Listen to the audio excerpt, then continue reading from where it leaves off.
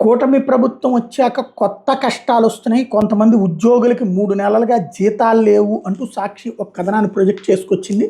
పేదల ఉపాధి మీద కూడా దెబ్బ పడుతోంది. శ్రామికుల కూలీల డబ్బులు లేవు, ఉద్యోగులకి జీతాలు లేవు. 3 నెలలుగా జీతానికి నోచుకొని 15,000 మంది ఉద్యోగులు, సిబ్బంది, 27 లక్షల కుటుంబాలకు 800 కోట్ల కూలీ డబ్బులు బకాయి. కూటమి ప్రభుత్వ హయాంలో పెరిగిన రాజకీయ జోక్యం, ఇష్టారాజ్యంగా సిబ్బంది తొలగింపు, నియామకాలు అన్నీ కలిపి వేసవిలో పేదలకు పన్నుల కల్పన మీద ప్రభావం. గతేడాది ఒక్క ఏప్రిల్లోనే 6 కోట్ల పని దినాలు, ఏడాది గత 40 రోజులుగా కల్పించింది. కేవలం 4.41 కోట్ల పని దినాలే అన్నటువంటి వార్తని హైలైట్ చేసింది.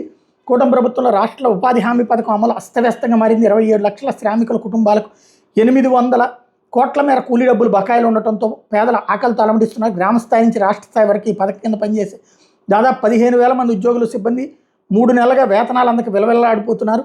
గ్రామాల్లో వ్యవసాయ పనులు దొరకని ప్రస్తుత వేసవి రోజులు ఉపాధి హామీ పథకం మీద ఆధారపడి జీవించే పేదల పరిస్థితి దయనీయంగా తయారైంది. నిబంధనల ప్రకారం ఉపాధి హామీ పథకం పనుల్లో పనిచేసే శ్రామికులకి గరిష్టంగా 15 రోజుల్లోపు వాళ్ళ పనికి సంబంధించిన కూలీ డబ్బులు చెల్లించాల్సి ఉంటుంది. అయితే రాష్ట్ర వ్యాప్తంగా దాదాపు 27 లక్షల పేద కుటుంబాలకు సంబంధించిన 39 లక్షల మంది పేదలకు నెల రోజులుగా చేసిన పనులు కూలీ డబ్బులు చెల్లించలేదు. ఇలాగైతే ఎలాంటి వ్యవసాయ కార్మిక సంఘాల నేతలు మండిపడుతున్నారన్నటువంటిది హైలైట్ చేసింది.